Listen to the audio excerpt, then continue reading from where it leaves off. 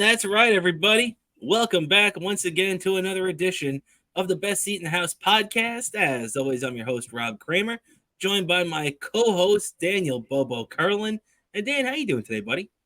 Well, today I gotta say something very special today because it's the birthday of one of our biggest supporters, Bree, over down in she's down in the deep south, and she is probably the biggest Mets fan I know in the deep south, and the biggest, and probably one of the biggest supporters of us in the region. And I gotta wish her a happy birthday, and I gotta sing this, and feel free to sing along with me.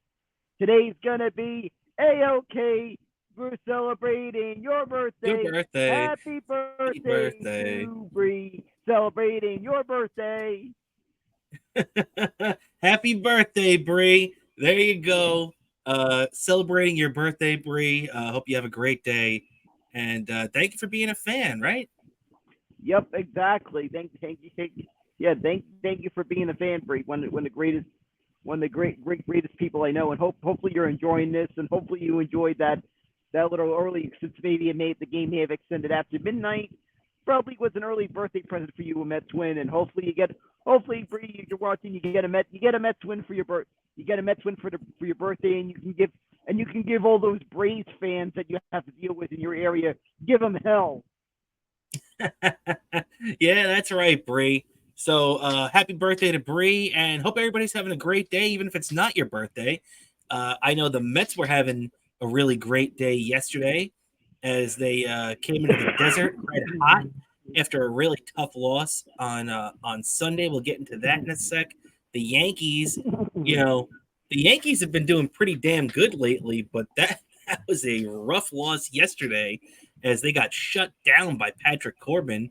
We'll get into that in a little bit. And then also, at the end of the show, we'll be breaking down as the Jets and the Giants had to meet yesterday's NFL deadline of 4 p.m.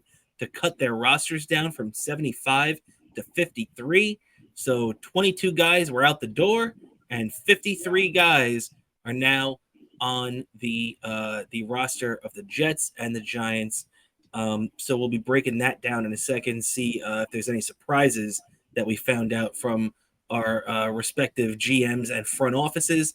But Dan, before we get into all that, we started talking about a little bit about the Mets. Bree hoping to get a Mets victory, and it wasn't on her birthday, but yesterday the Mets looked pretty damn good against, by the way, let's be honest, the hottest team in baseball. The Arizona Diamondbacks are on an 18-4 stretch right now, 18-5 after last night, and they have effectively closed the gap against the Los Angeles Dodgers. The Los Angeles Dodgers, they've been playing some pretty damn good ball lately too, winning 12 of their last 18 themselves. But that still isn't even good enough to hold off the D-backs. The D-backs have closed to within 3 games of the Dodgers coming into tonight. The Padres were 4 back. So that NL West is probably the deepest division in the National League right now. And, the Mets have been getting a taste of it, splitting the 4 games with the Padres over the weekend in San Diego. And now we got our first taste of the Diamondbacks on the West Coast last night. Dan, what'd you think? Because the Mets went out there, we knew that you have confidence in Sean Manaea, but weird things happen when you go to the desert. Weird things happen when you go out west, especially when you're wearing orange and blue. And the Mets went out there and shook everything off. Manaea was brilliant. Pete Alonso hit an early home run to put him on the board, and the Mets never looked back in a big 8-3 victory against the D-backs. Well, I can say I just feel like this was a team effort kind of win, and I just feel like they stepped up to the plate for that yesterday after that real tough loss that really stung big time. That I nearly destroyed my remote on Sunday, and to come back from that and win against one of the toughest opponents, they just risen to the top. And Sean Manaea has really been impressive. This guy just came out of nowhere, just some guy we brought in from the minors, and he's turned out to be. I feel like we're looking at I feel like a similar situation with Jacob deGrom. Remember how DeGrom being called up? We didn't know who the heck this guy is. Well, What Dan, this guy was. to be fair, Sean Manaea has been in the big leagues for a while now. He pitched with the A's. He pitched with the Giants. He already has a couple of double. He has 3 double-digit win seasons under his belt already. So he might have been under the radar for us, but this is a guy that's been in the big leagues for 8 full years already. So he has a lot of big league experience. Yeah. I just feel like that, but I just feel like at the same time flying the radar, he's gotten a chance and he's run with it, and he's the steal of the off season. I feel like Sean Manaea. If there was an award for the steal of the off season, Sean Manaea has to be the front runner for that award. No doubt about it. I think you're 100% right about that, especially when you look at what Manaea did last night. 6 2/3 innings, 4 hits, 3 runs, no walks, 11 strikeouts. The guy has been pitching like an ace for a while now. And it's funny, it actually caught my eye, or my ear, if you will, that last night during the broadcast, they were talking to Steve Gelbs at one point, and Gelbs was talking about how well Sean Manaea has been pitching. And he actually said on there that it's been that he has been pitching like an ace for the better part of a month now. Now, let's be honest. I mean, Sean Manaea has had a couple of rough starts mixed in there, like I think maybe like 2 since the end of June, but he has been the ace of the New York Mets since the end of June. And I'll tell you when it all started. I pinpointed the date yesterday. I went through his game logs for this season, and the turnaround to Sean Manaea's season was the start against the Yankees on June 27th. He threw he threw 5 shutout innings in that game. Now, he labored through it. It wasn't his best. He obviously has progressed quite a bit since then. But the thing that, to me, that really looked like it got Sean Manaea on track was throwing those 5 shutout innings against the Yankees. He got the win that day. The Mets obviously won the game. And I really think that game in itself completely turned Sean Manaea around, because he has been a dominant force in that rotation, routinely going 7-8 innings in most of his starts since then. So, what do you think about that Yankee start being the one that turned his season around?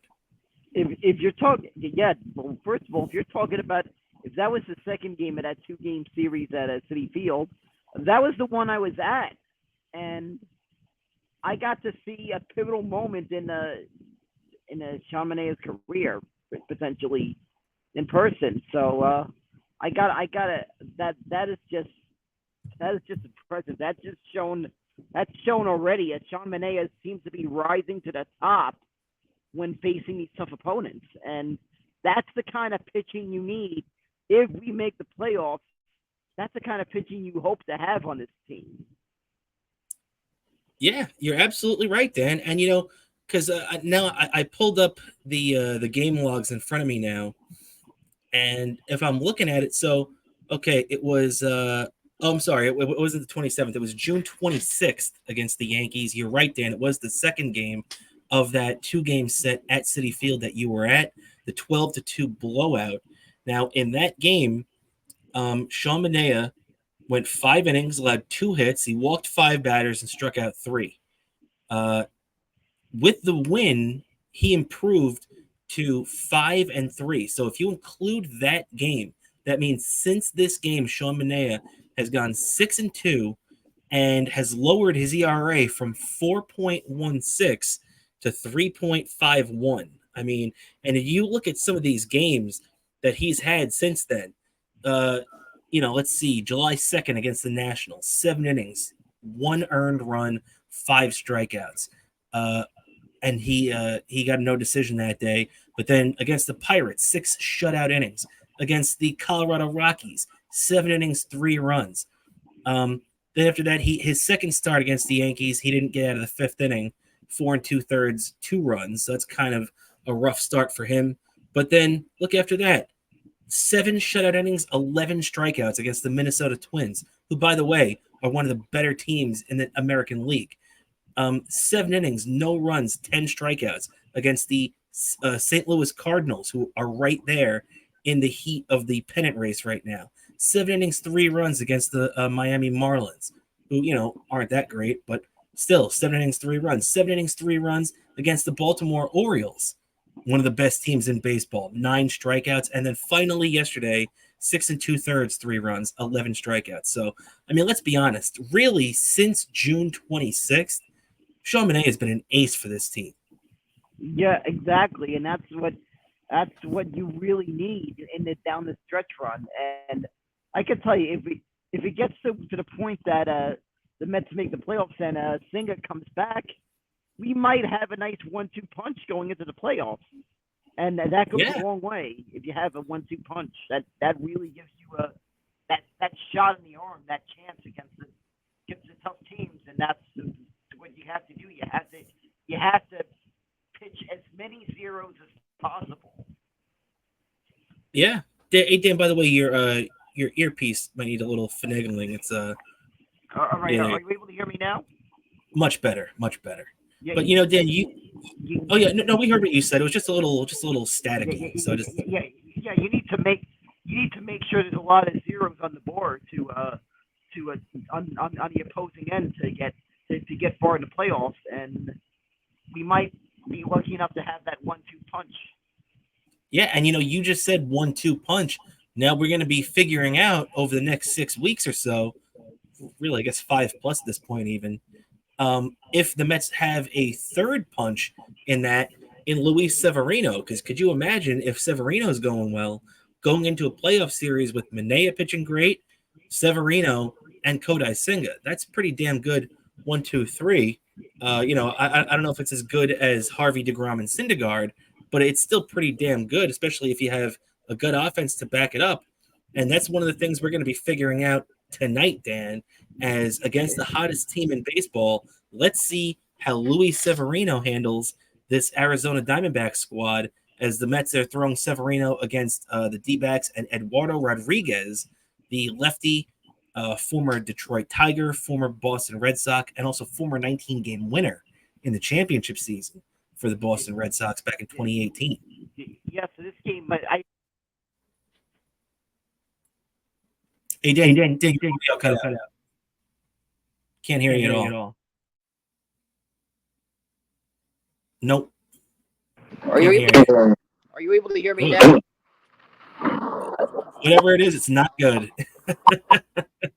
Right, hold on. Let me sign out and sign back in. Okay.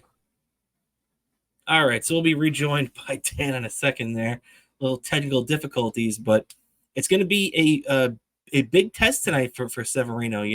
He had the very encouraging start at Citi Field, not this past Saturday, but the Saturday before. And, that complete game that he threw for the Mets, complete game shutout, as we're being rejoined by Dan. Are you able to hear me now? Oh, that's 10,000 times better.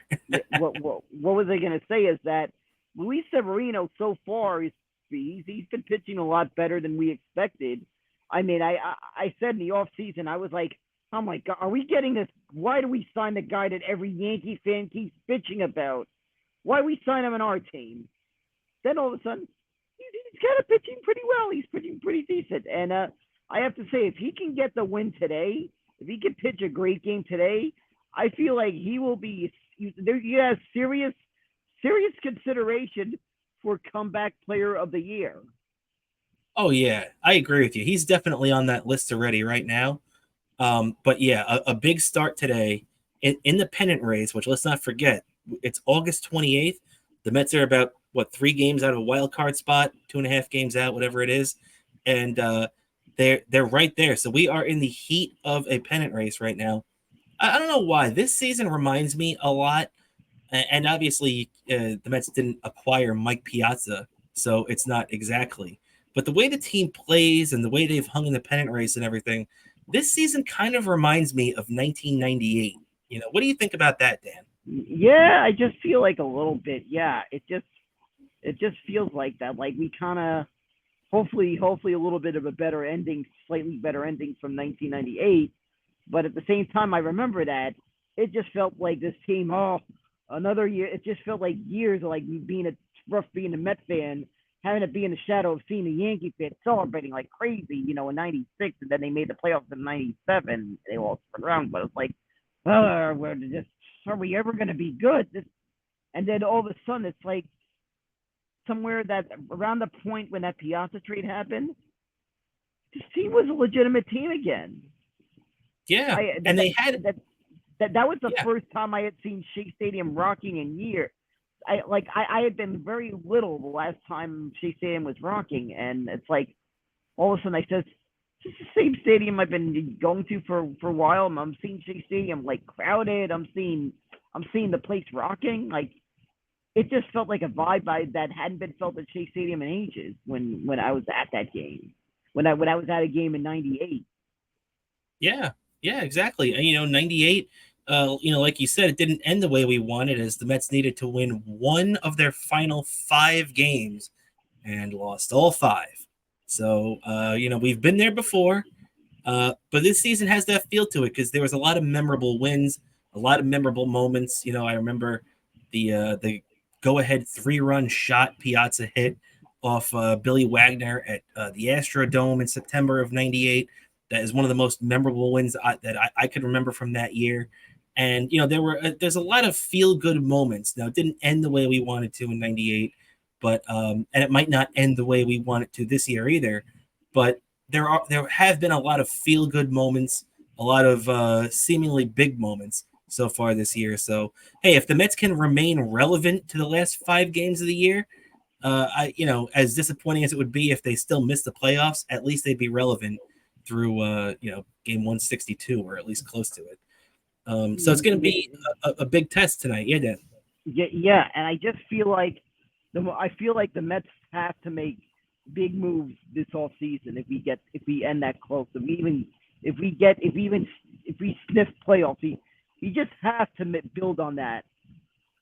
Yeah, but Dan, see, that's the thing that bothers me too, because I don't want to get into the whole thing. We spent all off season complaining about it, but that's the thing that bothers me is that if the Mets had just a little bit more, I don't know, desperation's not the word, but if they just had a little bit more, motivation, I guess, to spend a little bit more money and, bring in some better talent, the Mets wouldn't be, keeping our fingers crossed that we'd be relevant in the last week of the season. They'd be potentially leading the division, leading the wild card race.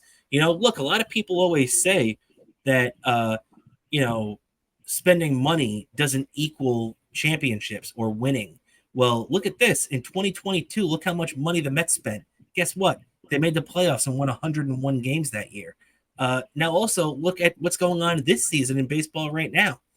The Kansas City Royals are poised to be the first team ever to lose 100 games one year and then win their division the next. The only team that even came close to that was the 1990 Braves that lost 97 and then came back in 91 and won they won the NL West when they were in it back then. And then they ended up actually winning the pennant and losing to the Twins in a epic 7-game World Series. So that's the only time it's ever been done. And the Royals right now are sitting in first place. And the stat that I want to bring up is that, do you know who signed more free agents than any other team in the offseason, Dan? That would be the Kansas City Royals. And they are currently on pace to go worst to first. That is just crazy, and one of the most unlikely teams I would expect to even do anything. Right? And now and how long have they been a laughingstock? Pretty much ever since they beat the Mets in the 2015 World Series, the Kansas City Royals went back to being a joke. They stunk ever since then. They haven't even sniffed the playoffs. They lost 100 games last year. They went out and signed a whole bunch of free agents this year, and now they're in first place walking into September. Crazy. Yeah, exactly. That's how you do it. You don't stand put after having a horrible season. It's not good. It's not even good for the fans what you're saying after that season. You really have to really make an effort to not repeat after that. You don't want to go through that again. It's true. It's true. Now, whatever happens tomorrow, we got the rubber game. I'm sorry, whatever happens tonight, we got the rubber game tomorrow afternoon, starting at 3:40. I just wanted to highlight this because I figured, hey, this is going up on YouTube tomorrow anyway. So talking about tonight's game is probably going to be a little old. So figure might as well give you a pitching matchup for tomorrow afternoon as well. And David Peterson, Dan, how good has David Peterson been this year? 8-1 with a 2.85 ERA. I mean, that is just incredible for a guy who had such a rough go of it last year with an over 5 ERA. So getting his hip done, and I know he had a big hip procedure in the offseason. It's really paid off. It cost him the first month or two of the season, but he looks like a completely different pitcher. So love seeing what David Peterson's brought to the Mets rotation this year. And they're going up against Ryan Nelson, who's been good for the Diamondbacks this year as well. 9-6. His ERA is a little up there, 4.29, but playing in that launching pad that they play in out there in Arizona probably doesn't help his numbers either. But hey, that's still a guy that's gotten the job done, and he's 9-6 this year. So another big test on the way out of Arizona tomorrow afternoon, right, Dan? Yeah, it's another one. The Mets have to do everything they can to keep the other team, keep the opponent off the board as little as possible. Yeah, it's true. And if the Mets seem to do that, they seem to always have a good chance at winning. Yeah, no doubt about it. Hey, look what happened in 2015. If you could keep the other team down and you could find a way to score a couple of runs, you have a damn good chance of winning. And look, the ultimate example of that is the 1969 Mets, who had the best pitching in baseball, but really couldn't hit for shit and still won the World Series. So, now. Yep, that's exactly all it is. You got to keep the team in it, and you've got a chance. Yeah, exactly, man. So now after the Mets leave Chicago on Thursday, after the Mets leave Arizona on Thursday afternoon, they're going to be heading to Chicago to play the White Sox, and the Mets 69-63 as we head into the game tonight. So they'll still have 2 more games played before heading into Chicago.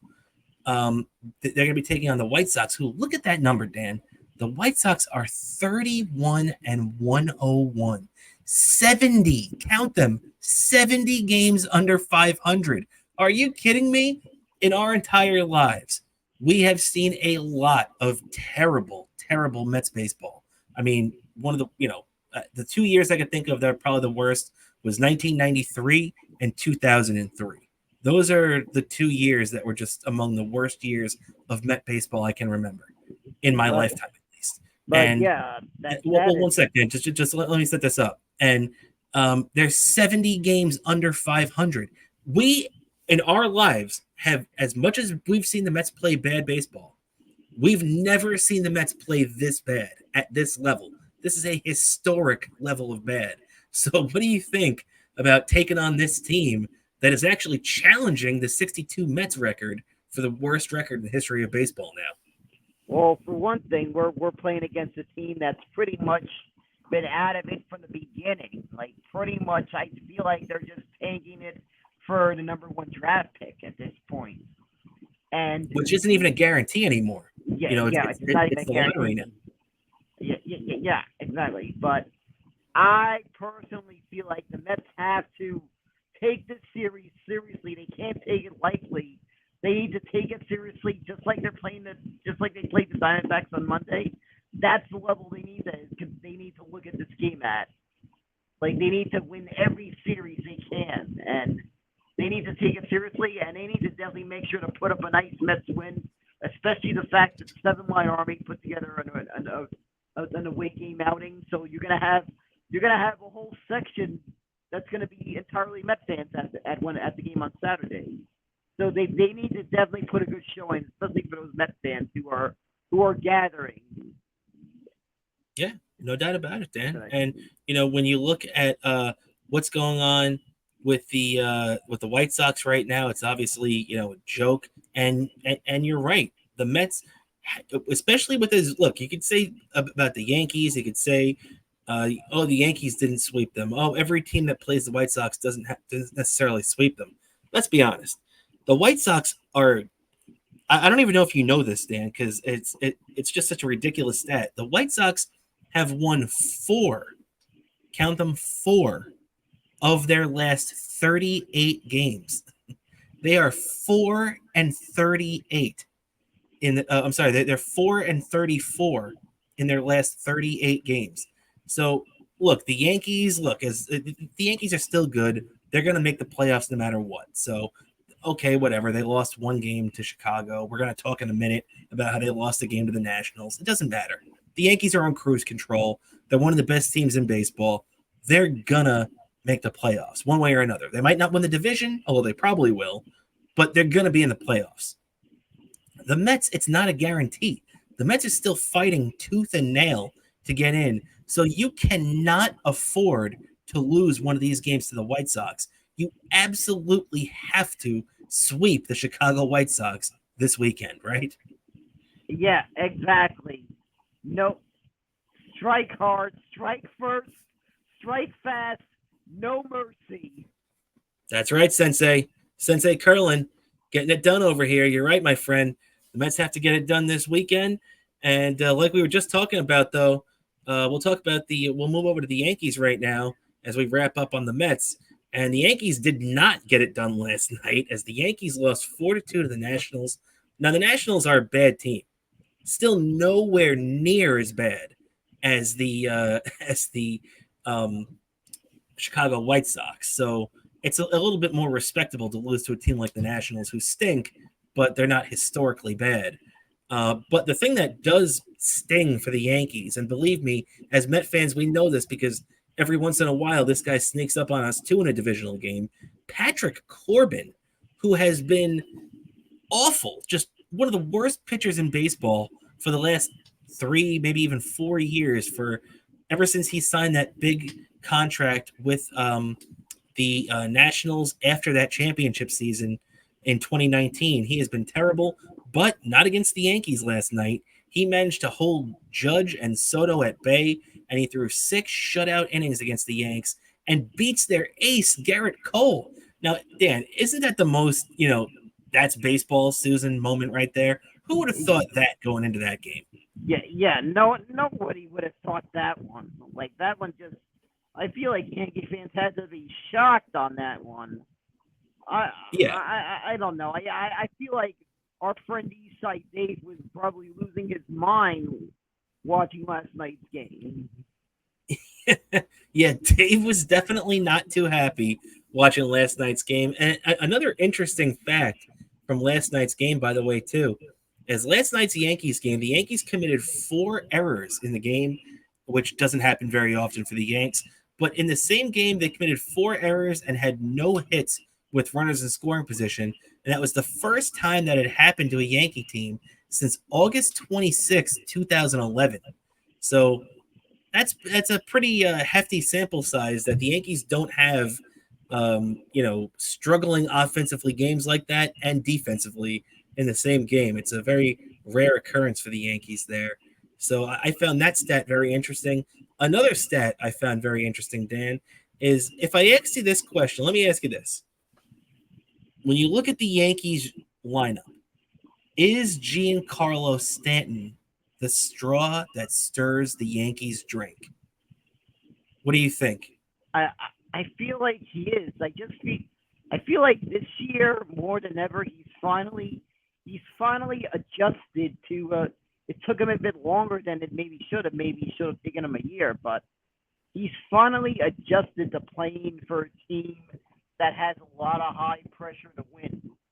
I feel like for a while he never quite adjusted to that. Well, Dan, you know what? Your instincts definitely serve you well because you got to see these numbers. Me, I'm a stat guy. I love this stat when I saw this. Look at this. Giancarlo Stanton, that's why I asked you, is he the straw that stirs the Yankees' drink? Well, if you look at these numbers, the answer is yes, because you can take Soto out, you can take Judge out, but with Giancarlo Stanton in the Yankees lineup, they are 57-28. Without Giancarlo Stanton in the Yankees lineup, they're 21-26. What a stark difference to when you get those guys the guys being Judge and Soto, a little protection in that lineup. You put Giancarlo Stanton behind them. Nobody can pitch around those guys then, because if Stanton gets into one, it's not coming back. So what do you think there? I mean, you would think that numbers like this would exist for Aaron Judge in the Yankees lineup. But I guess it's also a good thing that the Yankees don't know that, because that means Judge is playing every day.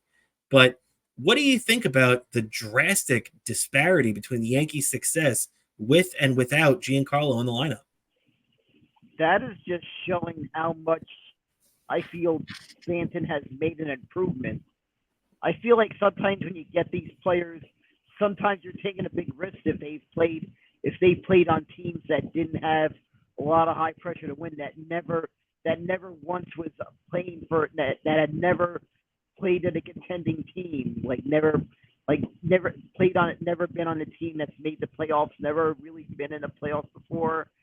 I feel like you're getting a lot of question marks. Like, you're seeing them put these unbelievable numbers. Like you were seeing that Giancarlo Stanton, he was a player, but there was still a question mark because he had played in Miami, a team that doesn't seem to have a large fan base, just based on what you're seeing in the shots of the stadium. Not many people, hardly anyone showing up.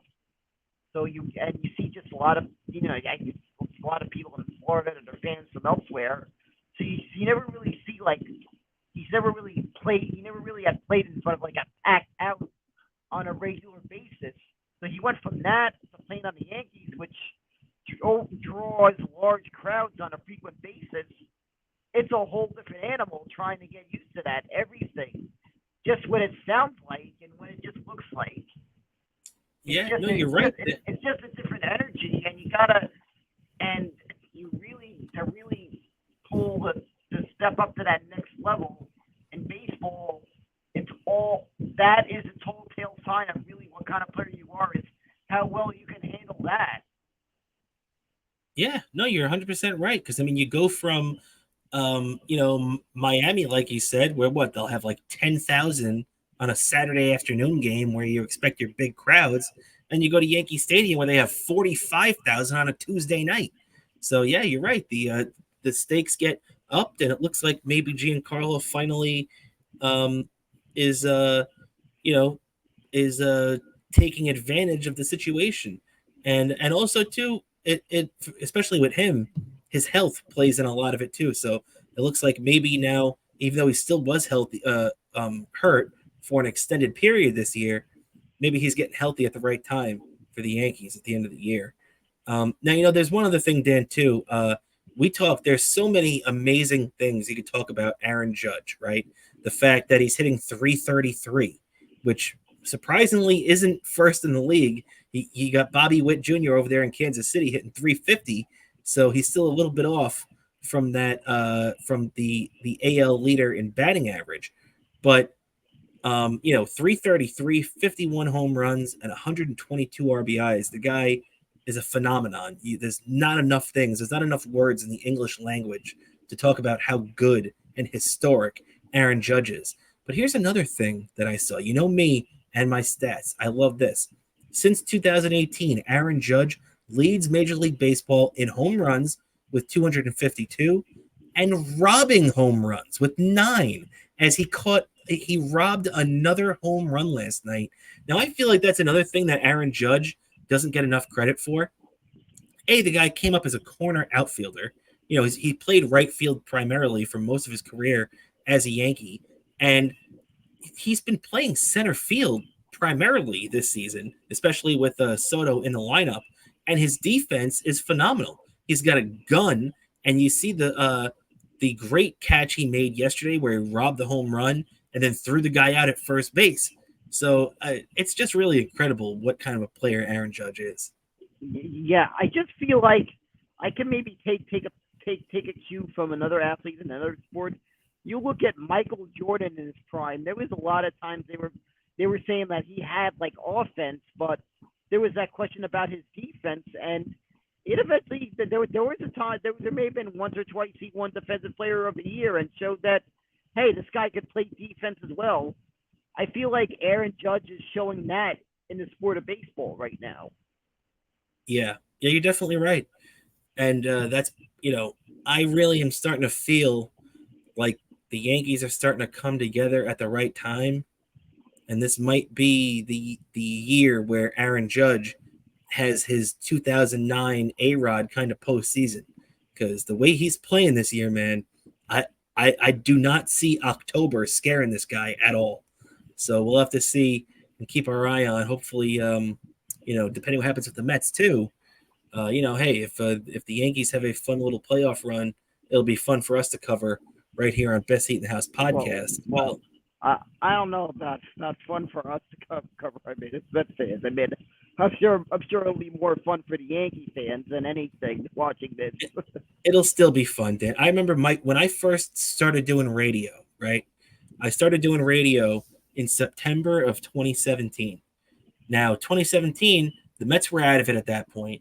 That was the end of Aaron Judge's rookie year, and they were going into the postseason as a heavy favorite, that Yankee team. A lot of people were really expecting them to go deep, which they did to Game 7 of the ALCS, which for the Yankees, unfortunately, they lost.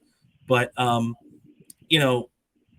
got to tell you, even though it sucked with the Mets being out of it, and I'm not a Yankee fan and never became a Yankee fan, it's still fun to watch that type of greatness. You know what I mean? Like Judge wasn't necessarily what he is now, but it like if he goes off in the playoffs this year and has one of those A-Rod type runs where it's just incredible and he's dominating and carrying the Yankees on his back, as much as me and you aren't Yankee fans, it would be fun to see. Yeah, exactly. It kind of would be, and I just be as annoying as it be, said getting someone else with championship year, as is the case as I've done for my uncle in Orlando. Said no problem doing that. If that happened, because there's always a big question mark about baseball. I mean, it's very unpredictable. Even if it looks like on paper they could win it, it's unpredictable. But if they did, I'd have no problem. There's a lot of feedback on your microphone again. No, I can't hear you at all. Hold on. All right. Well, he gets that. I don't understand what's going on with that too. Is it me? It sounded pretty good for a little bit, but then it just crapped out again there. So I guess we'll get back to Dan in a sec. He'll rejoin us. All right. So now the Yankees looking to go out there and take the series tonight, because for the Yankees, look, it sucks they couldn't sweep the Nationals, but they're going to go out there and try to take the series tonight, as they got Carlos Rodon and I forgot to add Mackenzie Gore as we're rejoined by Dan. Nope, I can't hear you, Dan. I hear myself. Were you able to hear me? Okay, now I can hear you. But what was I gonna say is, as much as I would normally I'd have no problem going there, getting that. Well, I'd have to get the shirt and the hat online because they don't have Models anymore for my uncle. But I'd still be able to get him like a World Series program. You know how they have those stands outside the stadium, those souvenir stands. I still go there to make sure to get that stuff for him right outside the stadium. So I'd have no problem I'd still be sending that to him. Just to have the shirt, have to wait longer for it. Exactly. And just to wrap up on the Yankees before we close out the show, talking a little NFL, the Jets and the Giants. Now, if the Yankees are going to go on one of those title runs, it's going to start tonight, as the Yankees are sending out their big money lefty Carlos Rodon, 14-8 with a 4.16 ERA. He's really straightened himself out after a really prolonged stretch of struggling.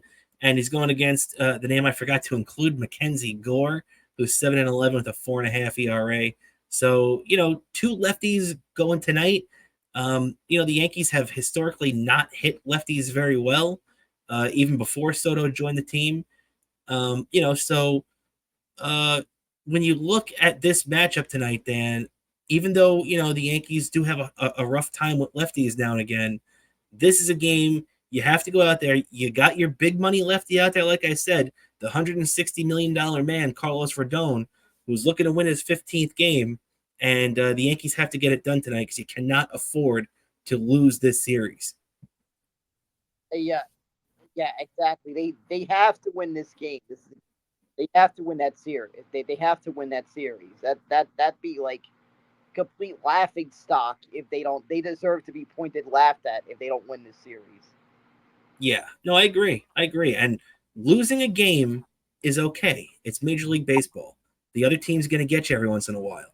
But when you're a team like the Yankees, you cannot lose this series. And the Yankees are going to go out there and try to take care of that tonight. So let's turn the page, Dan, to a little football now. And we'll start with your New York Giants, by the way. The New York Giants are set to open the regular season September 8th, 1 p.m. at home against the Minnesota Vikings. So as we record this right now, Dan, we are less than 2 weeks away from kickoff, and the Giants have officially announced their 53-man roster. I'll bring it up for you right here. And, before I start breaking it down too, is there anything that you took? I know you've been paying attention to the Giants and their training camp. Is there anything from this initial roster that the Giants made that really caught your attention? Oh, I just feel like Malik Neighbors. I just feel like he's gonna live up to the hype. I just feel like he's gonna live up to the hype. You're gonna see one of the most historic rookie seasons in Giants history. I feel like. Yeah, my gut feeling, regardless of how the season turns out, at least got that to look forward to, being able to see that. On the other hand, the biggest question mark is going to be at quarterback, and is our offensive line healthy? And more, yeah. Phil Jones, is he the answer? And that there's just a lot of question marks about that. Yeah, no doubt about it, Dan. And we're gonna just take a quick look at this right now. As like you said, Daniel Jones, Tommy DeVito, and Drew Lock are the Giants quarterbacks, which doesn't exactly knock your socks off, especially the fact that, to be honest, I thought that Drew Lock was going to be the second string quarterback. So I'm kind of surprised that that he didn't get the nod over Tommy DeVito, who, Tommy DeVito had a decent little run at the end of last year, but he's a borderline NFL cornerback at best. So interesting that they have it listed that way. Although I guess, to be honest, this is just a 53-man roster, not a depth chart. So maybe they're just doing it in a different order. But so then you move on to running back, and it's Eric Gray, Devin Singletary, and Tyrone Tracy Jr. Tracy is a rookie that they have a lot of hope in, for. Bryce Ford Wheaton is another guy that the Giants have talked up after this training camp, and of course Jalen Hyatt, but Malik Neighbors, Gunner, I don't even know how to say that guy's last name. Wan'Dale Robinson is good, and Darius Slayton. When you look at that Giants wide receiver core, Dan, a lot of people have had a lot of bad things to say about it, but to be honest, especially with Malik Neighbors, that's a pretty young group that has high-end talent if they're coached right. I just feel like if they're coached right, and I just they're gonna be on the rise, and I feel like this year there's a lot of young wide receivers, and I feel like this is the year they're kind of gonna break in as NFL players. Like, it's gonna set the stage for this wide receiving core to have a monster season next year. And I don't know. I know if we make the playoffs this year, it'll be a nice added bonus, but I feel like this year might be more of a building block year. Yeah, I could definitely see that. That makes a lot of sense when you if you're looking at it from the Giants' perspective, they're kind of seeing what they got this year now.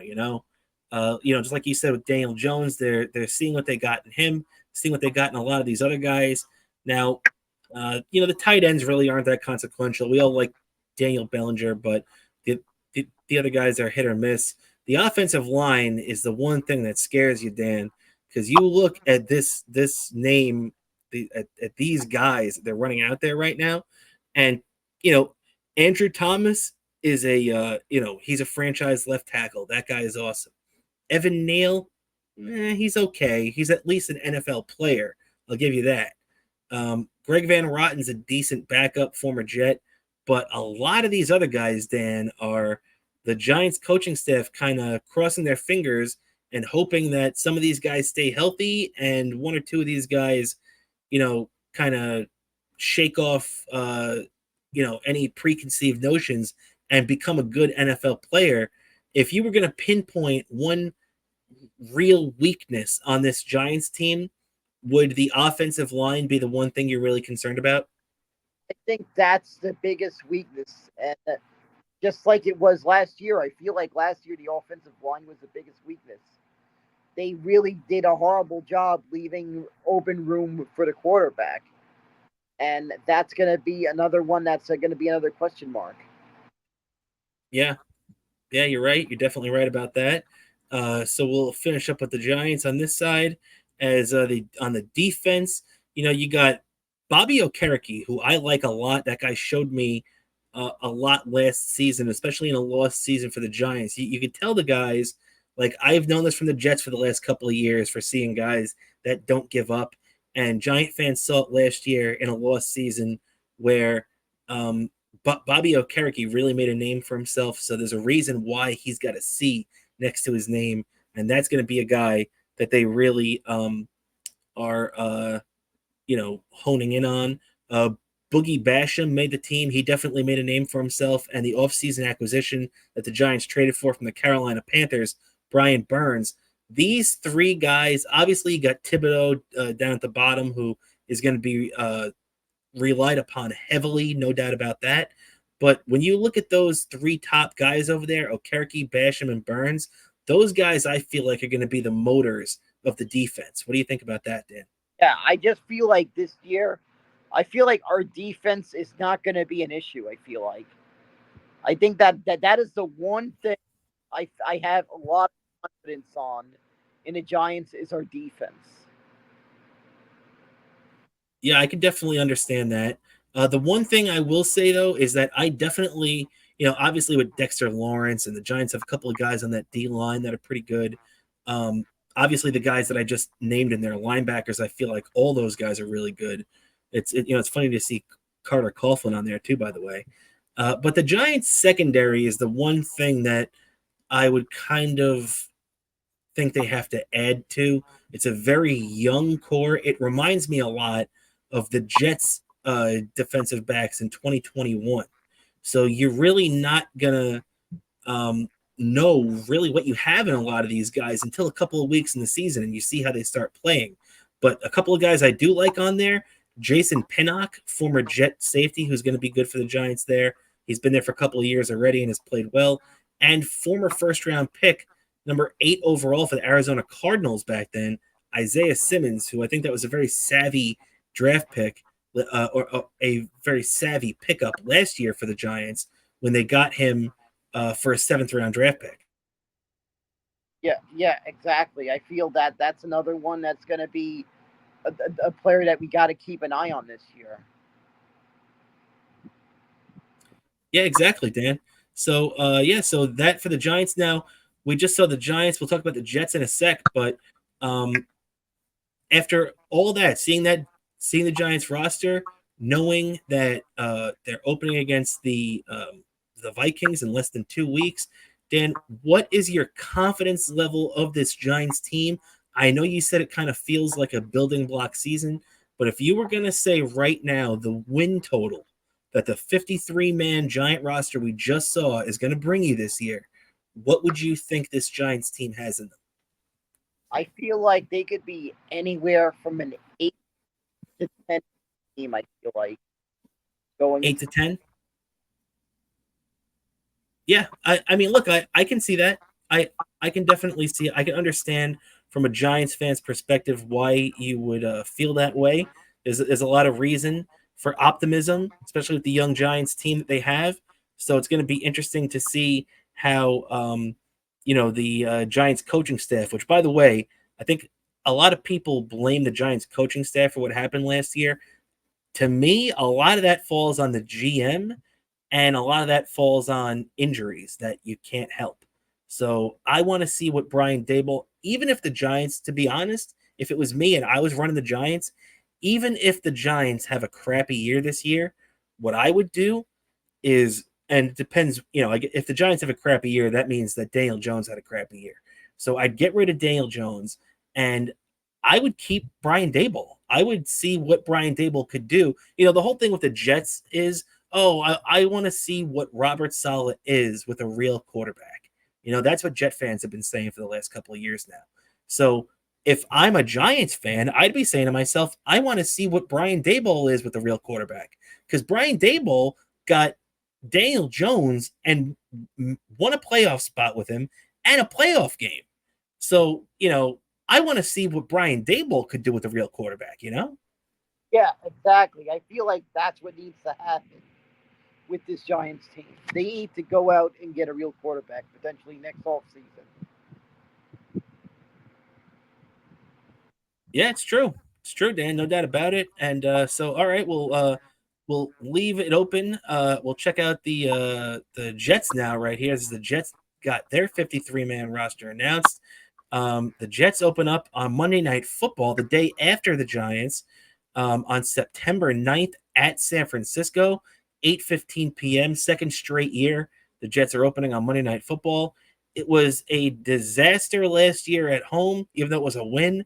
It was one of the worst wins I've ever had in my entire life, as I'm still scarred from that. As to quote the Joe Beningo, the great Joe Beningo, is you could see the scars on my body from that awful win last year that cost the Jets Aaron Rodgers 4 plays into the season. But they're going for it again this year. Monday Night Football, September 9th, 363 days after Aaron Rodgers' injury last year. So real interesting to see how that goes. Now let's take a look. Before we take a look at the 53-man roster, I do want to give everybody this other update that we got from ESPN earlier today, as the Jets and Hassan Reddick, the holdout, reaches day 37, which, by the way, if you remember back in 2010, the Jets had an extended holdout with now Hall of Fame cornerback Darrelle Revis. Darrelle Revis, and everybody made such a big deal about it.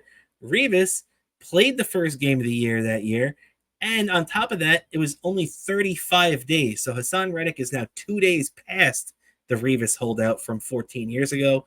And ESPN reported, specifically reporter Adam Schefter said today, that the sides are not close to a deal.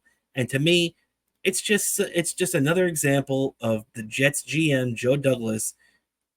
What I've been saying is Joe Douglas giveth, Joe Douglas taketh away. Because, look, there's no denying that Joe Douglas is a good GM.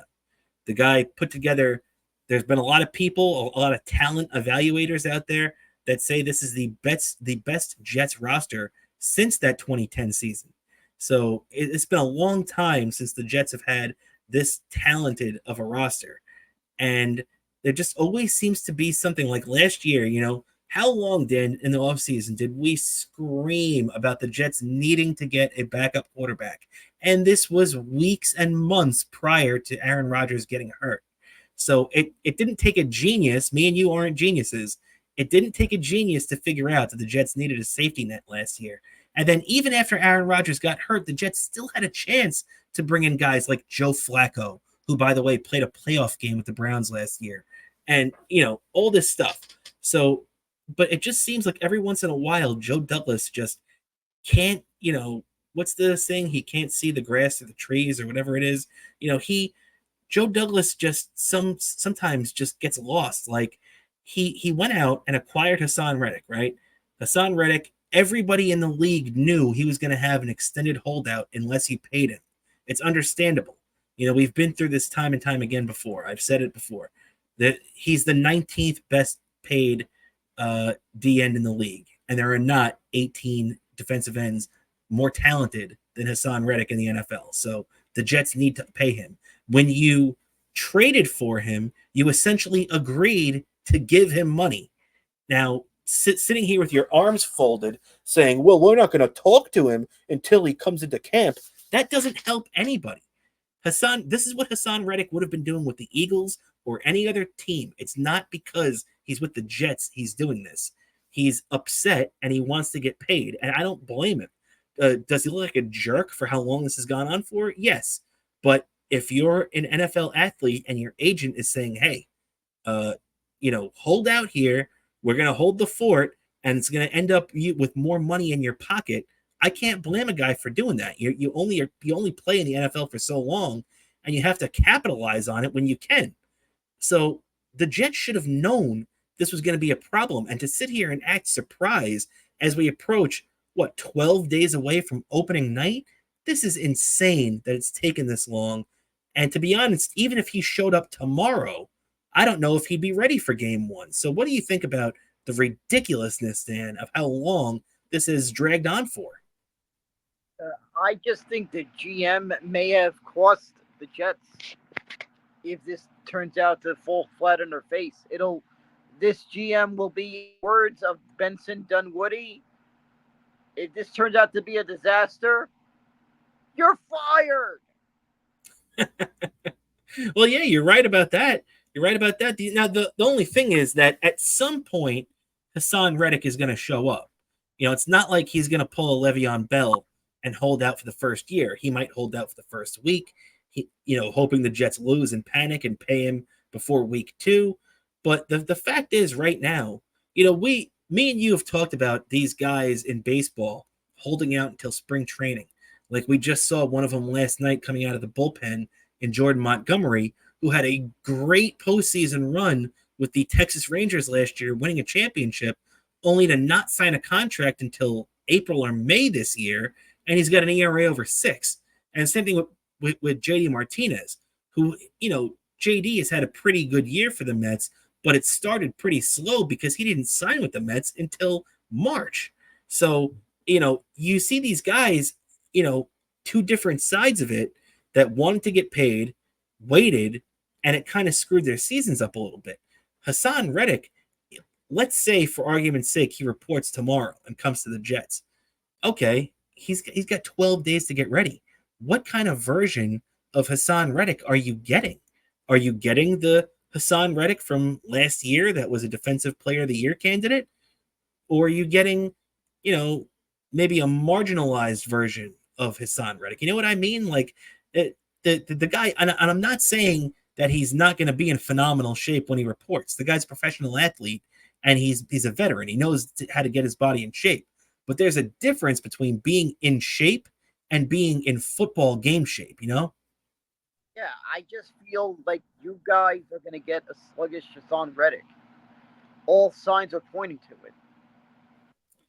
Yeah, I hope it's not the case, but it seems like that's going to be the case. And real quick, let's just take a look at the Jets roster here before we close out the show, and I'll see if I can make it a little bit bigger for everybody. So when you look at that, obviously they got Aaron Rodgers and Tyrod Taylor as the quarterbacks. That's a given. Breece Hall is very interesting to me that the Jets kept 4 running backs, with Izzy Abanikanda looking like he kind of nailed down his roster spot with a really impressive final preseason game. Then on wide receiver, the Jets kept 7, which, by the way, this is an outdated depth chart because Garrett Wilson, Mike Williams, Alan Lazard, Xavier Gibson, Malachi Corley, and Irv Charles both made the team, or I'm sorry, all made the team. Jason Brownlee just got cut right before we went on the air in favor of a tight end that the Jets claimed. I forget what team he was coming from, but the Jets claimed a tight end off waivers. He was a casualty of another team's preseason cuts.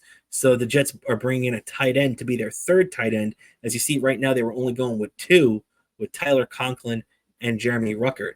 Another interesting thing I found, Dan, too, is that it seems like the fullback position has become a thing of the past, right? I mean, the Giants didn't list a fullback, and the Jets aren't listing a fullback right now. Isn't that weird? We used to have such great fullbacks back in the day. You know, I think of guys like Richie Anderson and Mike Allscott and stuff like that, and you just don't see those guys anymore. Yeah, it's one of those things. Just the changing of the guard. I guess so. Play this It's, roster that doesn't have any, hardly has any question marks. I mean, this is what looks like a GM that it's like management that went all in, and they had to. It's a tight. They went through all that trouble last year to get Aaron Rodgers, and they just look like they understand the assignment that it's a tight window, and for that Aaron Rodgers trade to be worth it, they have to win the whole thing. yeah, you're right. And we were talking about the Giants having a rough offensive line. I heard somebody the other day talking about how the Jets still have a crappy offensive line.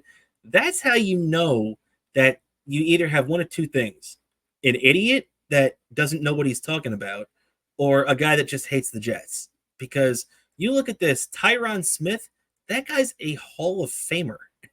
Like, he's a first ballot. He can retire right now, slam dunk Hall of Famer. Morgan Moses has been an all-pro in his career. He's one of the more steady tackles in the league. Olu Fashanu, first-round draft pick, one of the best tackles in the draft. I think the Jets are doing pretty good at tackle. Now, Carter Warren and Max Mitchell are the backup, so they don't really matter. But then you keep going down the list. Elijah Vera Tucker, when he's healthy, he's one of the best interior linemen in the league. John Simpson played for the Ravens last year. Same thing with Morgan Moses. I didn't hear anybody complaining about those two guys blocking for Lamar Jackson last year, but suddenly they come to the Jets and they suck. So people don't know what they're talking about. And Joe Tippmann, the Jets' second-year center, second-round draft pick from last year too, that guy is a pretty damn good. He had his little snafu earlier this camp where he had trouble snapping the ball, but he's a pretty good center. And as long as the other guys are playing well around him, I think that's the Jets' best offensive line they've had in like 7 or 8 years. Yeah, this team just looks good. It's pretty much all in. They go all the way, or it could be a complete disaster. It looks like for the Jets team. Like, the expectations are higher than it's ever been for the Jets. Yep. Even higher than last year. You're right about that, Dan. And yeah, a big letdown for you guys if they didn't win the whole thing. Yeah, but you know what, though? I'm going into it with, give me a home playoff game. For me to sit here and say that right now, after not making the playoffs for 14 years, that it would be a letdown. I mean, obviously, if the Jets don't win a Super Bowl, it's a letdown. But then every year is a letdown. You know what I mean? So you kind of have to look at it like, I'm just going to sit here and enjoy being able. See, this is the thing that you might not understand as a Giants fan, because you did have a lot of good runs and competent quarterback play with Eli Manning and everything. And you guys, even when they've been down the last couple of years, the Giants at times, except for last year, have been able to move the ball and put up points. The Jets over the last decade are the worst offensive team in football, and it's not close. Like, I haven't seen a competent NFL offense since 2015 when Ryan Fitzpatrick was the quarterback. So it's been a long time. So you know what? As much as you are right in a sense that the Jets have a very small window and you have to get a championship out of it, I just can't wait to sit back, put my feet up, and actually watch a competent quarterback orchestrate my offense for the first time in maybe my entire life. You know what I mean? Yeah, that's gonna be pretty nice to get to see that. Hopefully you get to see that, and hopefully this time you actually get to see what Aaron Rodgers is able to do as a Jet. Yeah, that's that quick, and I felt like I felt like I had to play the role of suicide prevention for you. All of last week. The moment Aaron Rodgers got injured, I said, "Oh my God, Kramer's got to be upset. He's got to be." I was sitting on my after Rogers got hurt. I was sitting on my couch for a good hour and a half, maybe in a row, just looking at the ceiling, going, "Why? Why? Why?" Like I could not stop saying the word "why." I can't even relive that. That's almost as bad as the end of the 2007 and 8 Mets seasons we always talk about. It's like too painful to relive. I was like, somebody check on him. I remember I put on Twitter, I said, somebody check on my co-host, if you remember. It's like in the episode of Seinfeld when they kept calling Elaine Gammy, and they sent the fire fighters over there to do a check on her to see if she was okay. And oh, we're coming for you, Gammy. That's what I felt like it was for me last year, where I really needed a welfare check. Yep, exactly. And hopefully you're not gonna need that this year. Hopefully you don't need it this year. Fingers crossed, buddy. Fingers crossed. But I'm a Jet fan and a Met fan, so I'm ready for the worst. But, however, we are just about done with the show today, as we're getting a little static back. But either way, we're just about done with the show today. But I do want to mention this to a lot of our fans out there. Something really cool happened over the last couple of weeks that I didn't even know about. But apparently, iHeartRadio has picked up our show. I want to thank our listener, Disabled Officer, who's a great listener of ours, for pointing this out. I wouldn't have even noticed it in the first place. And we're on iHeartRadio, actually. They must have picked up our stream somewhere along the line, because I always mention how we're on Spotify, and we're on Google Podcasts, and we're on Apple Podcasts, and YouTube, obviously, and really wherever you find your podcasts. But iHeartRadio was one that I never really messed around with. And now to find out that we're on here is pretty cool. So if you want to check us out there, you can check out Best Seat in the House podcast on iHeartRadio. Do yourself a favor, give us a like, and it helps us out just in the algorithm. So we appreciate everybody for listening to us any way you can. Right, Dan? Yeah, exactly. Give us a like on there. This is just big news to hear about.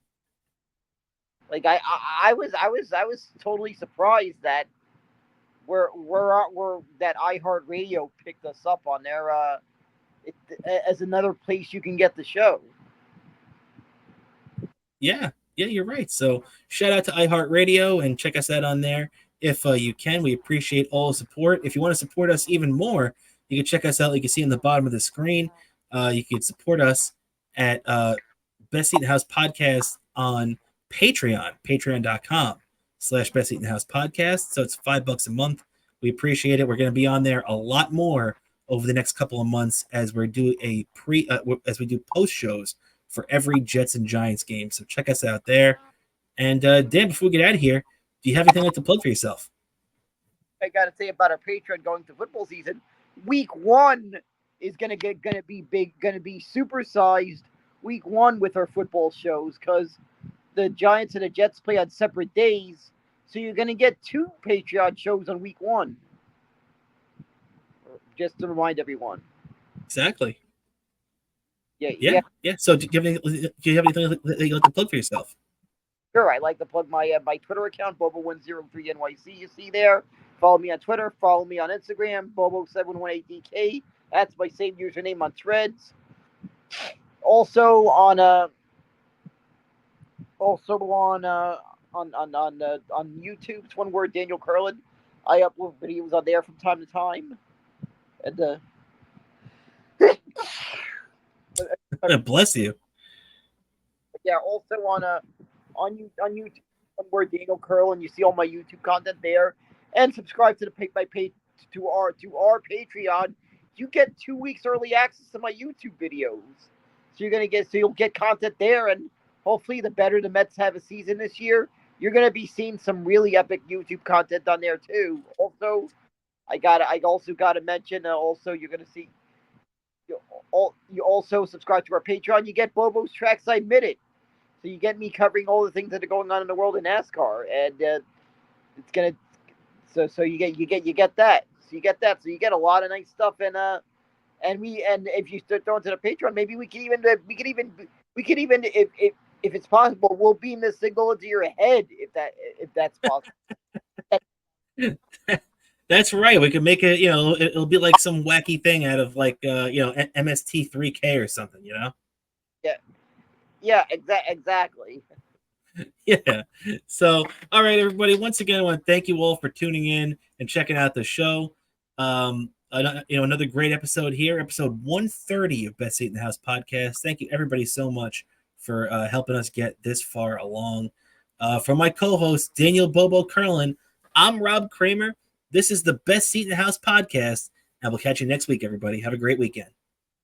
Push the button, Frank.